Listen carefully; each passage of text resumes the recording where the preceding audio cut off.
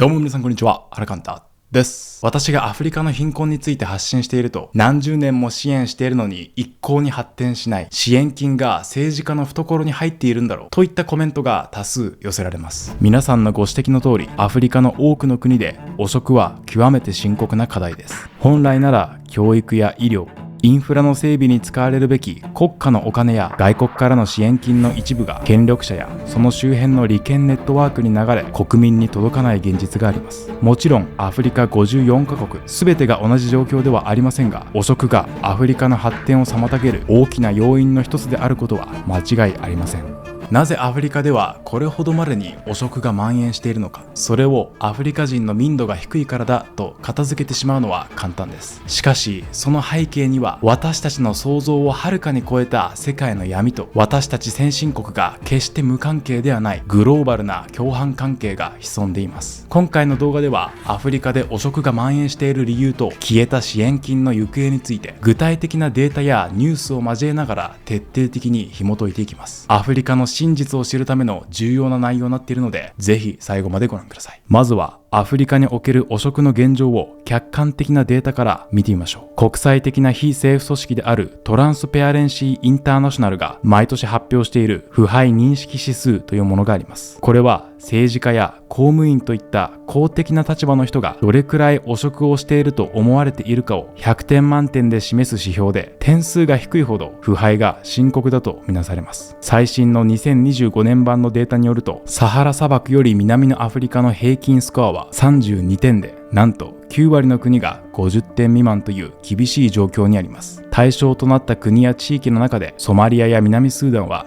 いずれも9点と極めて低く、長引く内戦や国家機能の弱さを抱える国々で深刻な状況が続いています。またナイジェリアやケニアのように人口や経済規模の大きな国でも汚職は依然として大きな課題となっています。ここからが本題です。なぜアフリカでは汚職が蔓延しているのか。その根本的な理由の一つ目は、植民地支配と冷戦が残した負の遺産です。かつてアフリカの国々はヨーロッパ諸国による植民地支配を受けていましたが、1960年代多くの国々が独立していきます。しかし植民地時代に引かれた国境線の多くは現地社会のまとまりや人々の生活圏を十分に考慮しないまま、宗主国の都合で勝手に固定されてしまいました。その結果、同じ民族が複数の国に分断されたり、歴史も言葉も全く違う人たちが無理やり一つの国家に組み込まれたりしました。イギリスの大学院で学んだあるウガンダ人の友人も、自分の民族は植民地支配の影響でウガンダ、南スーダン、コンゴ民主共和国の3つの国に分断されてしまった。親戚に会いに行くのも国を越えなければならず大変だよと語っていました。ちなみに余談ではありますが、彼とは首都カンパラのサウナで出会いました。ウガンダにはサウナがめっちゃあるので、私のようなサウナーにはぴったりの国です。こうした複雑な状況の中、独立後すぐに多くの国で民族間や地域間の対立が表面化しました。その結果、政情不安が広がり、一部の国では内戦が勃発する事態に陥ります。また権力をめぐるクーデターも頻発し、政治の混乱がさらに深まっていきました。こうした独立後の混乱を何とか抑えるため、多くの指導者たちは国民を一つにまとめるという名目のもと、国を一つの強い力でまとめる中央集権体制を導入しました。その方法の一つが軍政です。軍政とは軍隊が直接政治を統治する体制で、権力を軍が握ることで治安を維持しようとするものです。また一党制も採用されました。これは一つの政党だけが政治をコントロールする仕組みで、複数の意見を排除し統一された方針で進めるためのものです。軍政や一党制といった政治体制は一時的には混乱を抑える効果を発揮しましたが、これらが後に汚職や腐敗を生む要因になっていきます。アフリカの多くの国では長い植民地支配の影響で近代国家としての基盤が十分に整っていませんでした。そのため軍政や一党制を導入すると、権力は一部の人に極端に集中してしまいます。その結果、国のトップに立つ人たちが自分たちの利益を優先するようになり、国家の財産を自分たちのものとして好き勝手に使うような状況が生まれてしまったのです。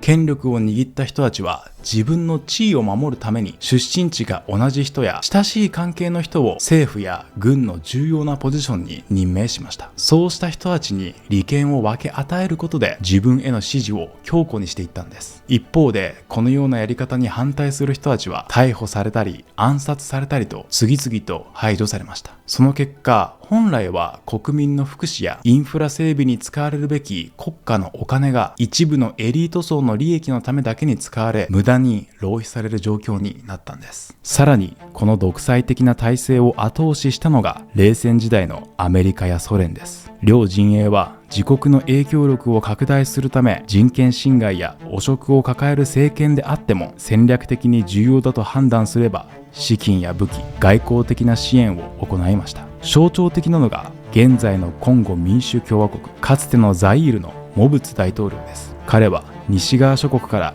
共産主義の防波堤として支援を受ける一方で、国家財産を私物化し巨大な個人資産を築きました。その規模は推定で約50億ドル、1ドル150円で換算すれば約7500億円にも及ぶとされ、世界各地に豪華な別荘を所有していたと言われています。アフリカの独裁者たちは国内だけで権力を維持していたのではなく、冷戦という国際政治の力学、つまり先進国の都合のいい支援によって延命させられていたんです。なぜアフリカでは汚職が蔓延しているのか。理由の2つ目は、一部の国や地域で政治や雇用を左右している縁故主義やパトロネージ、そしてその背景にある長期的な相互不信の問題です。縁故主義とは、仕事やチャンスが個人の能力ではなく、同じ地域や部族の出身か、あるいは親戚かどうかといった地縁や血縁で決まってしまう仕組みのことです。アフリカのとある国に暮らす友人は、いい仕事に就くにはコネが欠かせない。もし自分が大統領と同じ地域の出身だったら、不当に解雇されることはなかっただろうと語っていました。また、政治の世界でいうパトロネージとは、権力者が自分を支持してもらう見返りとして特定の人たちに仕事やお金などの利益を配る仕組みのことです。なぜここまで地縁や血縁が重視されるのか。これを単なるアフリカ社会の気質と見るのは誤りです。そこには15世紀から続く奴隷貿易や植民地統治などが重なり、国家や見知らぬ他者を信用できず生き残るために身内や同じ共同体のネットワークを優先せざるを得なくなった歴史が関係しています。奴隷貿易が行われていた当時、ヨーロッパの商人たちはアフリカ沿岸部の権力者たちに銃や布、お酒などを渡し、その見返りとしてアフリカの人々を奴隷として買い取っていました。部族間の戦争で捕まった人や村を襲撃されて無理やりさらわれた人たちが奴隷として売り飛ばされていたのです。つまりヨーロッパから武器をもらったアフリカ人同士が奴隷として売り渡すために人間を奪い合うという残酷な仕組みが作られてしまったのです。このような暴力と裏切りの歴史が地域社会に深い分断を生み、同じアフリカ人であっても見知らぬ他者は信じられないという深刻な人間不信をもたらしていきました。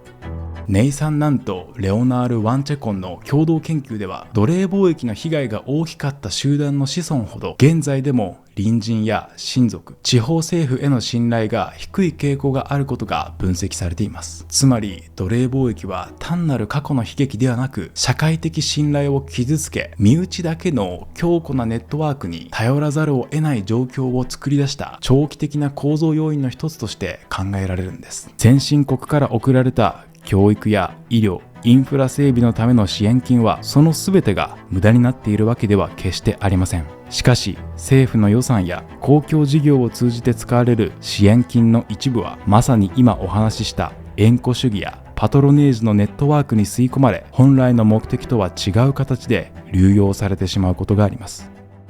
例えばあくまで典型的な手口として考えてみてください。海外から新しい病院を建てるための援助金が国家に振り込まれたとします。するとプロジェクトの決定権を持つ政治家や官僚は、その建設工事を自分の親戚が経営している会社や実体のないペーパーカンパニーに対して相場よりはるかに高い金額で発注します。結果としてどうなるか。本来よりも高い費用がかかったり、質の低い施設しかできなかったり、ひどい時には予算だけが消えて途中で工事が放置さされたままになります。そして水増しして発注された支援金の差額は政治家や官僚、仲介業者の懐に入り、高級車や豪邸に変わるんです。これは単なる想像の話ではありません。実際に2013年に発覚したマラウィのキャッシュゲート事件という大規模な汚職事件では、政府のシステムが悪用され、実際には提供されていない商品やサービスに対する架空の支払いが行われたり、実態の乏しい企業へ公金が流されたりしたことが監査で指摘されました。本来なら途上国の人々を救うはずの支援金が、権力者が自分の身内や支持者を潤し、権力を維持するための都合のいい財布として利用されてしまった事実があります。彼らはそうやって盗んだ巨額の資金をどこに隠すのか。ここで見えてくるのが、アフリカ国内の汚職だけではなく、税金の抜け穴を利用した海外の金融システムや国際的な資金隠しのネットワークです。世界銀行の研究者らが発表した論文によれば、海外からの援助への依存度が高い国では、世界銀行からの援助金が国に支払われた直後、銀行の機密性が高いタックスヘイブンと呼ばれる海外の金融センターへの預金が増える傾向があることがデータで示されています。つまり、支援金の一部が権力者たちに奪われ、そのまま海外へ逃がされている可能性が高いということです。これがアフリカで汚職する3つ目の理由、グローバルな共犯関係にもつながっていきます。この3つ目の理由が今回最も強調したいポイントであり、大手のメディアではなかなか報道されない世界の闇です。その前にお知らせを挟ませてください。私、原カンタは世界を無視しない大人になるためにという本を自費出版しています。私自身がアフリカでの活動を始めた原点について書いた一冊です。興味のある方はぜひ動画下のショップからお買い求めください。一冊700円です。また、全国各地で講演会も行っています。国際協力や社会貢献をテーマに、原カンタの講演会の開催にご関心のある企業や教育機関の皆様、少しでも興味がございましたら、概要欄のリンクからお気軽にお問い合わせください。アフリカで汚職がなくならない3つ目の理由は、先進国のグローバル企業や金融システムが加担するグローバルな共犯関係です。汚職と聞くと、アフリカの政治家が一方的に悪いと考えがちですが、賄賂を受け取る人がいるということは、裏を返せば賄賂を渡している人が必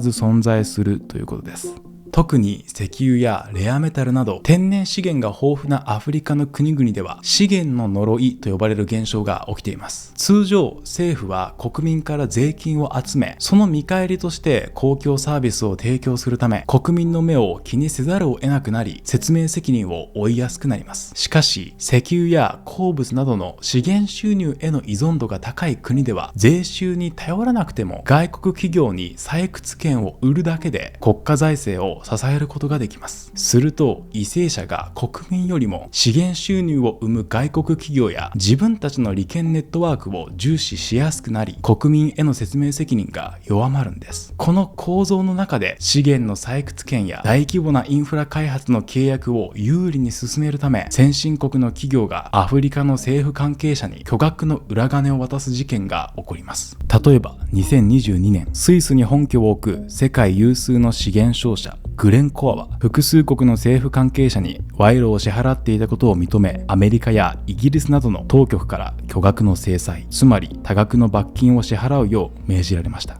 アメリカでの裁判では、外国の公務員への賄賂を禁止する法律に違反したなどとして10億ドルを超える支払い、日本円に換算すると約1500億円もの支払いに合意しています。また、イギリスの事件では、石油を優先的に手に入れるために2500万ドル、日本円で約37億円を超える賄賂を支払ったとして、約2億8000万ポンド、日本円にして約530億円という巨額の支払いを命じられました。これは決して遠い過去の話ではなく、現在でも起きている事実です。国連貿易開発会議の推計によれば、アフリカからは年間約886億ドル、日本円にして約13兆円規模の違法な資金流出があるとされています。私たちの生活を支えるスマートフォンや電気自動車に関わる資源取引の裏側で、一部のグローバル企業が契約を有利に進めるために賄賂を使い、腐敗した政治家や利権のネットワークがその富を国外に逃がす。さらに、その資金を隠すために税金の抜け穴を利用した海外の金融システムや、それを手助けする専門業者が存在するのです。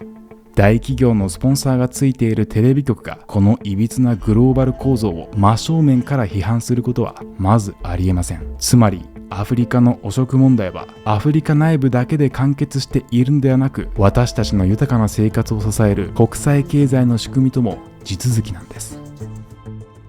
アフリカではトップ層の巨大な汚職だけではなく、末端の社会に広がる日常的な賄賂も深刻です。警察や行政窓口で罰則を見逃してもらうため、あるいは本来受けられる公共サービスにアクセスするため、賄賂を求められるケースがあります。以前、アフリカのとある国で暮らす友人になぜこんなに日常的な汚職がなくならないのかと聞いたところ、彼は国のトップの人間たちが汚職に手を染めていることをみんな知っているからだと話していました。国のリーダーたちが巨額の公金を盗んでいるのを知っているからこそ、給料の安い自分たちが少しばかりの賄賂を受け取っても問題ないだろうという正当化や諦めが社会全体に広がってしまっているんです。その背景には公務員の低賃金や生活不安だけではなく、監督制度の弱さや処罰が徹底されていないこと、そしてこうした賄賂を断りにくい社会の空気もあります。貧困とトップの腐敗が重なり、汚職が日常化してしまうことがこの問題の解決を難しくしているんです。しかしアフリカの54カ国全てが絶望的な状況というわけではありません。トランスペアレンシーインターナショナルのデータによれば、セーシェル、カーボベルデ、ボツワナといった国々は比較的透明性の高い統治を実現しています。例えばルワンダでは政府が電子システムを活用して行政手続きのデジタル化を進めています。イレンボというオンライン行政サービスを通じて、公務員と市民が窓口で直接現金をやり取りする機会を減らし、賄賂が発生しにくい仕組みを作ろうとしています。デジタル化だけで腐敗が完全に消えるわけではありませんが、行政の透明性を高める重要な手段として注目されています。また市民側も黙ってはいません。ケニアでは新型コロナ対策の公金不正疑惑が発覚した際、若者や市民社会が SNS 上でアレストコビットシーブス、直訳するとコロナ泥棒を逮捕せよというハッシュタグを拡散し、説明責任を求める声を上げました。実際にこの不正疑惑では幹部の停職や監査、議会での追及が行われています。スマートフォンの普及と高等教育を受けた若者の増加により、政府の腐敗にノーを突きつける市民の力は確実に強まっているんです。アフリカの汚職は決してアフリカ人の民度といった表面的な言葉で説明できるものではありません。植民地支配による分断、冷戦によって生き延びた独裁体制、奴隷貿易が傷つけた社会的信頼、資源を安く買い叩こうとするグローバル企業や汚れた金を隠す国際金融システムとの共犯関係、これらの要素が複雑に絡み合い、長い歴史の中で出来上がってしまった巨大な負のシステムなんです。結局のところ、アフリカへの支援金はどこへ消えているのか。その答えは単に一部の政治家のポケットに消えているだけではありません。それは私たちが暮らすこの世界のいびつな経済構造そのものの中に吸い込まれているのです。アフリカの貧困問題に対して民度が低いからだ、どうせ強欲な政治家が支援金を盗んでいるからだといった分かりやすいレッテル張りで分かった気にならず、物事の背後にある複雑な事情を理解しようと努めることが大切ではないでしょうか。それこそがテレビが映さない世界の闇を正しく見つめ、この複雑な世界と共に生きていくための第一歩になると私は信じています。今回のようなテーマを扱うと、じゃあ寄付なんて全て無駄だ、国際協力なんてやめてしまえといった極端な意見が寄せられることがあります。しかしそこは誤解しないでください。私のチャンネルでも何度か紹介してきたような草の根レベルで泥臭く活動している日本の国際協力団体への寄付は、今回扱ったような政府レベルの巨額な支援金とは全く性質が異なります。寄付金の使い道をしっかりと報告し、現地の人々と直接向き合いながら確かな信頼関係を築いて活動している団体もたくさんあります。巨大なシステムの問題と目の前の命を救おうと奮闘している誠実な団体の活動を一緒くたにして全て無駄だと単純化して捉えることだけはどうか控えてください。今回の動画はかなり複雑で難しい内容となりましたが、ここまで動画を閉じることなく見てくれた皆さんは本当にすごいです。最後まで真剣に学んでいただき、心から感謝します。今回の動画に対する感想もぜひコメント欄で聞かせてください。私が運営するオンラインサロンシナジーではアフリカ関連の勉強会をたびたび実施しています。 YouTube という不特定多数の方が見るマスメディアではどうしても語れることに限界がありますが、シナジーの勉強会ではさらに踏み込んだ解説や意見交換なども行っています。原カンタの YouTube を見てもう一歩踏み込んで勉強してみたい方、自分に何ができるかを考えてみたい方、少しでも興味あればぜひ概要欄からホームページをご覧ください。原カンタのチャンネルでは他のメディアでは知ることが難しい世界の問題を分かりやすく解説しています。次回以降の動画で支援業界の中抜きの実態についても解説したいと思いますので、こちらも興味ある方がいればぜひチャンネル登録してお待ちください。ということで今回も最後までご視聴くださりありがとうございました。また次回の動画でお会いしましょう。